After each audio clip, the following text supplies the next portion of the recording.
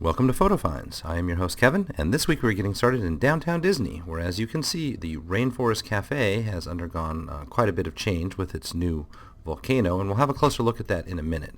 On the way there, though, let's stop at Marketplace Snacks, which is opposite the Team Disney building, which has a new item on the menu, a couple of items, and these are the cone sandwiches that you know perhaps from Disney's California Adventure. Take a closer look at what exactly these sandwiches are. They are served in a sort of bread cone, and you see them displayed here in cups so that they don't fall over. There's meatball and cheese, that's Parmesan, and then you have chili and cheese as your alternate one. And I showed you what they look like next to a dollar bill, so you can kind of get a feel for the size. They cost $9.50 each. Pretty filling, but then again, they're not all that cheap as far as sandwiches go. So here's that reconstructed Volcano outside of Rainforest Cafe. As you can see, it's highly detailed. They have signs around saying that they are currently open while they're undergoing the refurbishment, and a little lava lounge on the side here, which you can see is starting to take form. This is taken from the dock where you can catch a ride over to other part of downtown Disney or over to Port Orleans. And the lava lounge obviously is going to have a bit of a tiki theme to it, and you can see the entrance plaza there, as well as some of the theming in the background here, although of course it's not yet open. Now we're going to take a look around the Festival Center. We're several weeks into Flower and Garden, although I haven't made it over to the Festival Center yet. This is my first time to travel around what's inside the Festival Center. I did like this. They've got a kind of what's happening kiosk at the entrance to the pavilion, showing you what's happening today, what are the events. The bonsai exhibit is smaller and smaller year after year, and here it is inside the Festival Center, which is a nice thing to come into when you first walk in. They've got several stages set up. This is called the Spotlight Stage during Flower and Garden, and we make our way around the merchandising. As you can see, they've got several returning ones, like the bearded Mickey gnome, and then some of the things that you'll find in the ground around the corner here. These little new Mickey-shaped pavers are new, however. But a lot of the other things are returning favorites, I guess. They seem to have a shelf life of a couple of years of Flower and Garden, and then they cycle things in and out. Now, obviously, they've got the show set up in the two stages around the back from there. We're heading into this corner here, which is the Horticultural Heritage. It's kind of a tribute zone to the people who make the magic happen when it comes to the topiaries and the other things at Walt Disney World. A rather large display about Morgan Evans, who was the original horticulturalist that helped build Disneyland and then later Walt Disney World. And then several sub-exhibits showing you how these topiaries are built to begin with, step by step. It was a pretty impressive bit of information, and they back it up with one-sheets that you can pick up and take away with you. Now, the Once Upon a Time Making of Me theater is showing things like the HGTV show segments, and then making of the festival, the Flower and Garden Festival, that is. And after that last stage and patio, that brings us back to the front of the pavilion where we step outside and head over to Test Track. Now we're at Cool Wash, or what was once called Cool Wash, to see this thing, another cone. Test Track cone cup for $9.50 with a frozen beverage served inside of it. And as you can see, it's got a handle in it, and you're meant to drink it from the top. So it's a cup, it's a mug. And it's again borrowed an idea that they have orange road cones over at Disney's California Adventure from the new Cars Land area. A good idea happens once at Disney, and then they reproduce it in other parts of the company, like the cone sandwiches and the cone that you see in the frozen beverage there. Now, we are looking at the Ellen's Energy Adventure attraction, where the last time I was here a few months ago, there was one blue car and everything else was a brown car. Well, now all the cars are blue and there's only one brown car left over. So obviously this process of painting the vehicles has continued. In the Art of Disney, you will find not only the usual Disney things, but this was a little bit new for me. Now they've started to have Star Wars art appear, since Star Wars is now a Disney product. Looking across the lagoon towards some interesting new construction walls. Yes, indeed, there is construction going on at Morocco. We told you previously that a restaurant would be coming into this space, and now the walls have gone up. Switching parks over to Disney's Animal Kingdom, a little bit of construction going on here on the bridge on the walk into Discovery Island. Not sure what that's all about. But it is quite obvious that they've done quite a bit of trimming of the plants. So you can see a lot more of the the buildings behind the plants and some of the props inside the plants, and this is true throughout the park. It's not just in one spot. This is the big news, though. Walls have gone up in Africa along this bridge, and then around the corner from there where the Dawa Bar is and the Tusker House. This is presumably to be the new home for the Lion King Festival of the Lion King, although they have not announced that as such. It's just a rumor at this point. This sign was once home to the Wild Africa Trek sign, a directional sign that would point back behind the Dawa Bar, but now the Wild Africa Trek loads up over here next to the Kilimanjaro Safaris. So they've taken away the secondary entrance here and just made it into the Wild Africa Trek entrance. Now on the safari itself, the concluding segment was very briefly this year home to Zebra Glen they called it. It had a really rich carpet of grass here for the zebras to chew on. And as you can see, it's all brown now. The zebras have moved out. Haven't heard exactly why. Could be that they weren't getting along or that they were having health issues.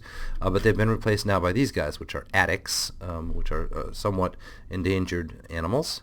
And they make a point in the show spiel to talk about these animals being drawn by the water features in the area. So they don't really make mention of the zebras anymore. Elsewhere over by Expedition Everest, a little bit of construction on both sides of the ice cream truck. There's not a lot of space here until the water ride begins behind all of that. So my guess would be they're doing something along the lines of building more permanent places, tables and places for people to enjoy the ice cream after they buy it. And then again around the corner from Expedition Everest, now leading over toward the Finding Nemo building where they have the musical. I'm not sure what this little bit of construction is all about. This caught my eye at the exit to the dinosaur attraction. You have Rex from the Toy Story franchise as kind of your host through a book about dinosaurs. An interesting crossover idea since it's Disney and they own all of it. And before we leave Animal Kingdom, I thought I'd show you some of the new t-shirts that we saw at Expedition Everest.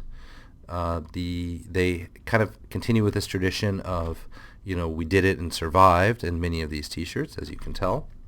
And then they have some that are kind of more photorealistic, that one as well as the one we saw a little earlier with the schematic. This one's interesting because it shows the Yeti tearing up the tracks, which is a good, interesting image. That one I think might be a little bit old. This one I'm not sure about, and this next one I definitely have seen before, but my wife claims she has not, so I thought I would include it in the list of things that appear to be new, continuing the kids' tradition of showing the characters with the features. And then continuing also the tradition of considering the Yeti a kind of extreme sports guy. Not sure where that comes from. And then, as always, this shop has some t-shirts that are not Yeti themed. We're switching over to the Universal Orlando Resort area, where the Blue Man Group building has, it's been a few months now, has repainted this main facade. They used to have just several pictures of the Blue Men here. And around the corner from there, we're beckoned toward the Hard Rock Cafe. I've made mention of this before, but there's a little section in the corner of the Hard Rock Cafe here of the Berlin Wall. It's a really interesting thing. You can see how thick it was and what serious concrete they used to construct the Berlin Wall. A little piece of history amidst all of this glitz and fakeness of the Hollywood-style parks. This is definitely new. They once had a Cadillac up here, and it's part of this landslide in the Hard Rock Cafe, and now it's just a giant guitar. And it seems to me that they've repainted here. I'm not sure if the colors have changed, but certainly the colors were extremely vibrant and fresh on our recent visit this last weekend. Now in Islands of Adventure, there was kind of a band playing up at the front area here. Had not seen that before. And just on the other side of that same walkway, some props for people to take pictures. That was new to me. As are these topiaries in the middle of the Seuss Land area. And the presence of gyros on this menu at Fire Eaters, I think this is the name of the restaurant, not too far from the Poseidon walkthrough.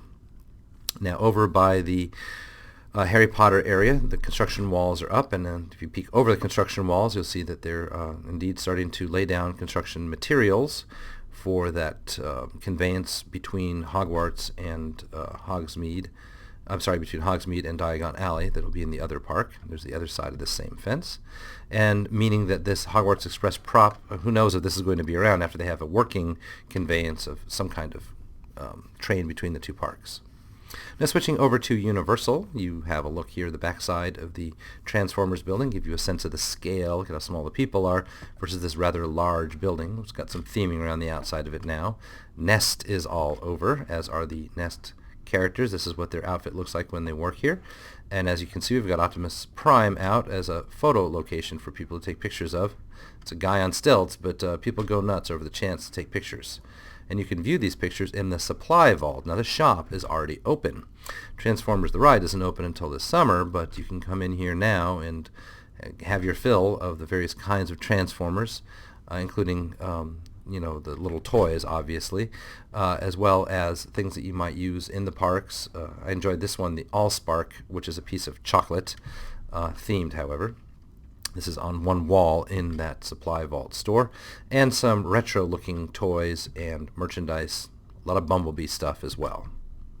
Now just on the other side of the supply vault, you get a sense for what the theming looks like outside here, and some bays. Obviously this is part of the queue, and it wraps around to the front, where you see that it's opening this summer, possibly a little earlier than that.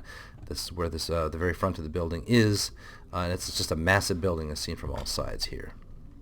Looking across the water here, you'll see the Simpsons area under construction. This is where they moved the Back to the Future train, and this is where the Springfield area is under construction, as well as the food court in the background there. Now we're walking over to the former Amity and Jaws area, and it's been several weeks since I've been back here, and as you can see, the construction now looms directly over the passers-by. So this is rumored to be Diagon Alley, and it will be right up very close to where we're walking through. So it will beckon you into that new land, which just kind of goes back there quite a bit, as you can see. I'm not sure how obvious it is, but way back here is where the show building is. So we'll take a closer look at that from another angle after we get away from all these giant steel girders up at the front of the area.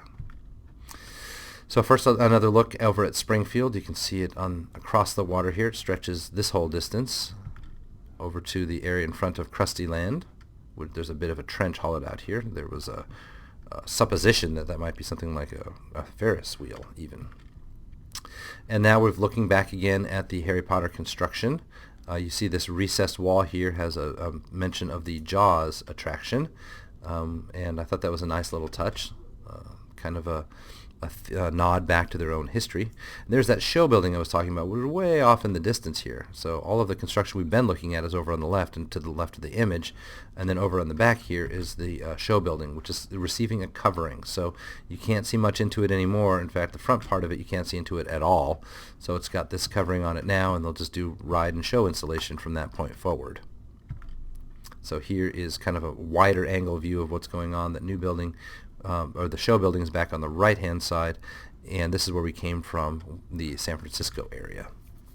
An even wider angle shot, so you can see what it looks like from a distance. And another one of these recessed walls owes another nod to history, Back to the Future ride, which of course was replaced by The Simpsons. It's in this little alcove here on that walkway next to Diagon Alley construction. Now what I wanted to show with this shot was the scale of the Transformers building. People have been complaining that it looks a little plopped into place, and I guess that's true if you've got New York over here, the Transformers building here, but if you think about it, nothing really fits in here. I mean, this roller coaster over on the side doesn't really fit with New York either, so why not a Transformers building? I mean, Transformers and the roller coaster and New York sets, I mean, it's a theme park, and I guess people expect to see different sets in a theme park themed after movie sets. That whole sentence was a little bit circular because I think the logic is a little circular. And now this is the back side of the Nest building, and as you can see, they've got some switchbacks set up. This is the Monsters themed eatery, which did not go away. People thought it might originally, but they've got some new switchbacks, presumably for the Transformers ride, set up around that eatery, and some switchbacks set up as we head out of the park for the Minion ride over here. So over spring break, obviously, they had need of these special switchbacks because the crushing crowds was true all over Disney and SeaWorld and Universal during the past week. That does it for this week. We thank you as always for your attention, and we'll catch you next time.